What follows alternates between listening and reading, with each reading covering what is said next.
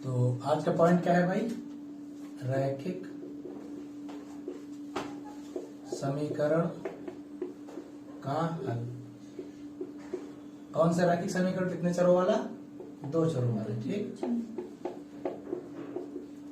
2 चरों वाले रैखिक समीकरण का हल।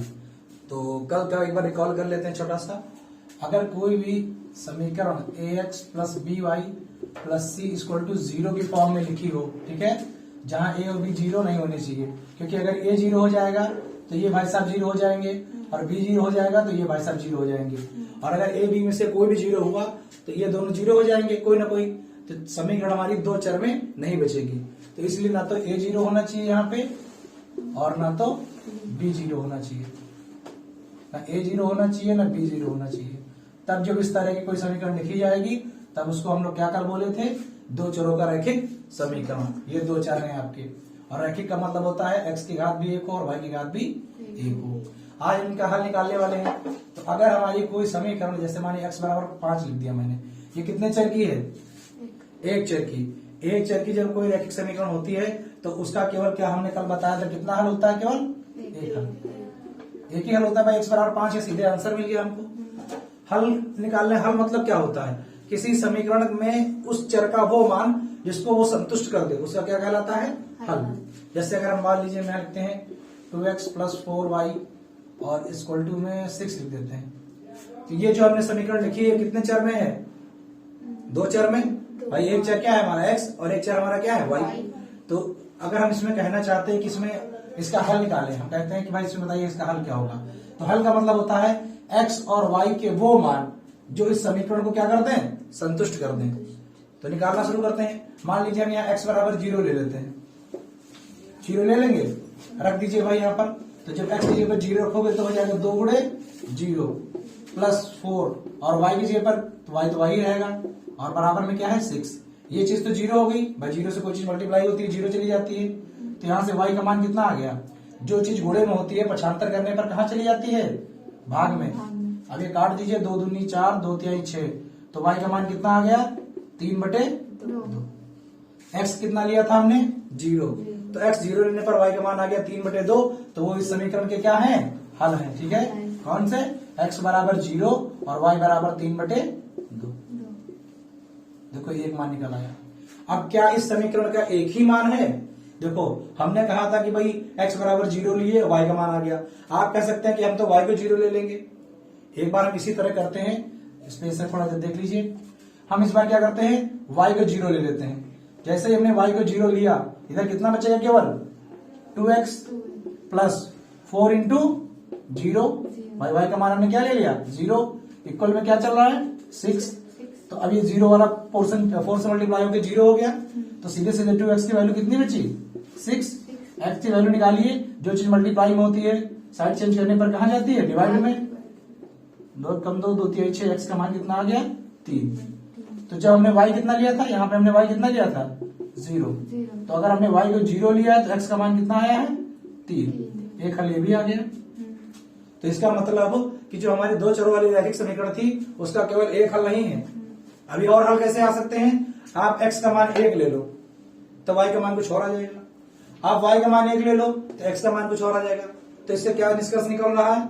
इससे निष्कर्ष ये निकल रहा है कि अगर कोई 2 चरों का रैखिक समीकरण है तो उसका एक हल नहीं है, उसके कितने हल हैं? अनेक। तो इसके हल कितने होते हैं? अनेक। समझ में आ गया? अब इसी पे हम लोग क्वेश्चन करेंगे। फिर से एक बार रिकॉल कर दें। हमें 2 चरों में कोई रैखिक समीकरण दी है, उसका हल निकालना है। हल क्या होता है? x y के वो मान जो इस समीकरण को क्या करें? संतुष्ट करें।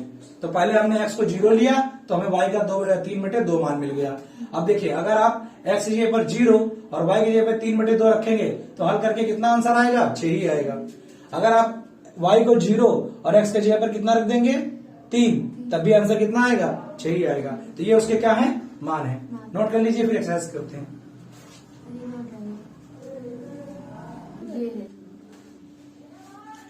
हाँ भाई, तो क्वेश्चन नंबर 2 क्या है आपका भाई? निम्नलिखित समीकरण में से प्रत्येक समीकरण के 4 हल दीजिए। लिख लेते हैं। इसका पहला समीकरण क्या दिया है हमें?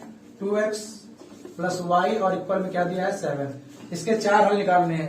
तो क्या करना है हमें? सबसे पहले हमें x का कोई मान मानना है और y का मान हमें मिल जाएगा। सबसे सिंपल और संगत क्या हल होते हैं, आप x बराबर क्या मान लो, शुरुआत हम लोग कहां से करेंगे, पहला स्टेप x बराबर हम क्या मान लेंगे, 0। यहाँ पर माना मान लेते हैं, माना x बराबर 0 तो रख दीजिए यहाँ पर, तो क्या आएगा आपका 2x, x यहाँ पर क्या रखना है 0, तो 2 इंटू 0 हो जाएगा ना, प्लस का y और इक्वल में क्या चलेगा 7। तो भाई 0 से कोई चीज मल्टीप्लाई होती है 0 हो जाती है, तो y का मान कितना मिल गया 7।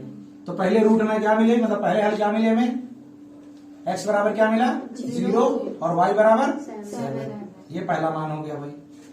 दूसरे हल निकालना शुरू करते हैं। इस बार हम किसको 0 मान लेंगे, y को, तो y बराबर 0 मान लीजिए, यहाँ पर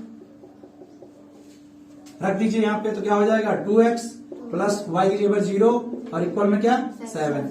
तो अब ये 0 का कोई मतलब ही नहीं बचता है। x बराबर निकाल लीजिए, ये 2 गुणे में है, उधर जाएगा तो भाग में चला जाएगा, ये x का मान आ गया। तो यहां से इस बार 2 मान क्या आ गया आपके, x बराबर 7/2 और y बराबर 0। यहां से इसको हटा देते हैं ऐसे, ये आपके 2 मान आ गए। इसी तरह और मान निकाल लेते हैं। तीसरा मान कैसे निकाला था हमने, इस बार हम किसको x को क्या मान लेते हैं 1, तो इस बार हम मान लेते हैं माना x बराबर 1, x को 1 लीजिए तो हो जाएगा आपका 2 इंटू 1 प्लस y और इक्वल में क्या चल रहा है 7। ये 2 प्लस 2 1 से गुणा होकर 2 ही रहेगा, उधर भेज दीजिए तो माइनस का हो जाएगा। तो y का मान कितना आ गया 5। अब ये y 5 आ गया, x कितना माना था 1, तो यहां से एक और हल निकल गया, x बराबर 1 y बराबर 5। ये तीसरा हल हो गया। चौथा हल निकालिए भाई, चौथा हल कैसे निकाला जाए, अब हम लोग y को ले लेते हैं, इस बार कितना 1, है ना, y इक्वल टू 1 रख दीजिए। तो समीकरण हमारी क्या थी भाई 2x प्लस y और इक्वल में 7, तो 2x वैसे रहेगा, y का मान हमने 1 रख दिया, 7 हो गया। ये प्लस का 1 है, साइड चेंज करेगा तो माइनस हो जाएगा, और 7 में से 1 जाएगा तो कितना बचेगा 6 बचेगा। अब x का मान निकाल लीजिए तो क्या हो जाएगा 6/2, भाई ये मल्टीप्लाई में है, साइड चेंज करेगा तो डिवाइड में जाएगा, ये इससे 3 बार में कट जाएगा। तो यहाँ पे x का मान कितना आ गया 3 और y का मान कितना था 1। इस तरह 4 हमें मान मिल गए भाई। ये पहला हल था, ये दूसरे हल थे, ये तीसरे हल थे और ये चौथे हल। आपके आंसर बदल सकते हैं क्योंकि आप कुछ और भी मान सकते हो। यहाँ 4 की जगह पर हम 5 6 कुछ भी ले सकते थे। अब नोट कर लो अगर रह गया हो तो।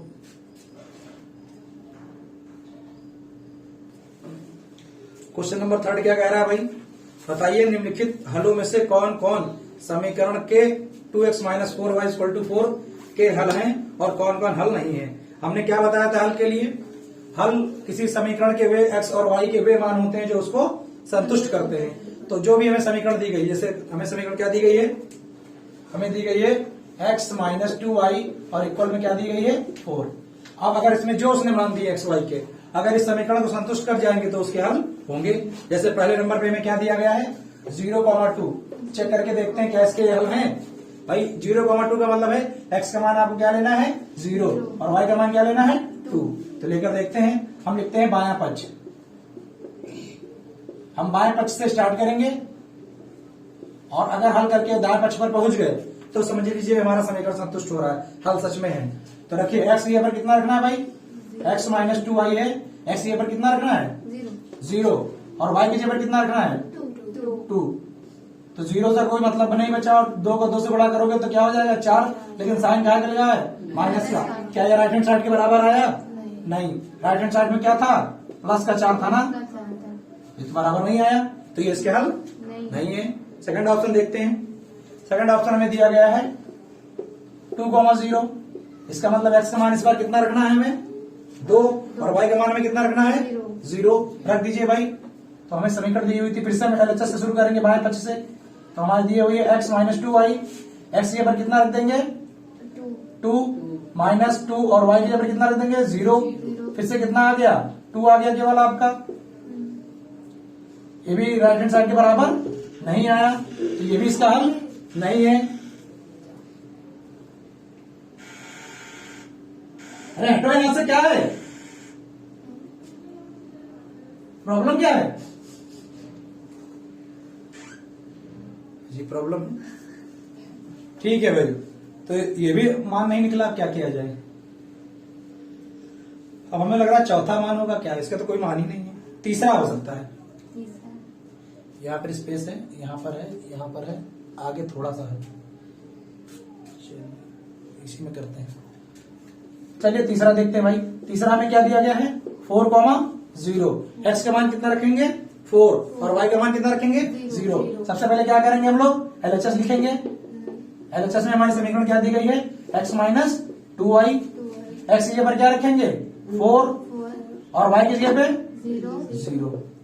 तो 0 से कोई चीज मल्टीप्लाई होगी 0 हो जाएगी, तो हमारा केवल बचेगा क्या 4। और यही तो आरएचएस में था, इस बार ये बराबर हो गया। तो ये इसके हल है। x बराबर 4 y बराबर 0 इसका हल है। इस तरह निकालते हैं। मतलब किसी भी समीकरण के लिए हल क्या चीज है x और y के वे मान जो समीकरण को क्या कर जाए संतुष्ट कर जाए। ठीक है, ये क्वेश्चन नंबर 3 था आपका। लास्ट क्वेश्चन आपका क्या है भाई, x का मान ज्ञात कीजिए जबकि x बराबर 2 y बराबर 1 समीकरण 2x प्लस 3y बराबर k का एक हल है। अब देखिए 2x प्लस 3y और बराबर में क्या दिया है k, इसका हल है। क्या हल है x बराबर 2 और y बराबर 1। अगर हमने अभी बताया कि x और y के कोई मान उस समीकरण के हल हैं तो उसको क्या करेंगे संतुष्ट करेंगे। तो इसका मतलब अगर ये इसके मान हैं तो इसको संतुष्ट करने चाहिए। तो हम यहाँ पर x के ऊपर क्या रख सकते हैं 2 और y के ऊपर क्या रख सकते हैं 1 रख देते हैं भाई। तो हमारा जाते समीकरण में 2 इंटू एक्स का मान कितना रख देते हैं 2 और 3 y का मान कितना रख देते हैं 1। ठीक है, और बराबर में क्या चल रहा है k। हमें k का ही मान पूछा है। यहाँ पर अब कुछ और तो है नहीं, सब नंबर हैं, सिर्फ k का ही तो मान बचा है। 2 को 2 से बढ़ा किया कितना बन गया 4 और 3 को 1 से बढ़ा किया तो 3 ही बना। और बराबर में क्या चल रहा था k। 4 और 3 मिलकर कितना हो गए 7। तो k का मान कितना आ गया 7। यही क्वेश्चन में पूछा। ठीक है, क्वेश्चन नंबर ये कौन सा था आपका 4।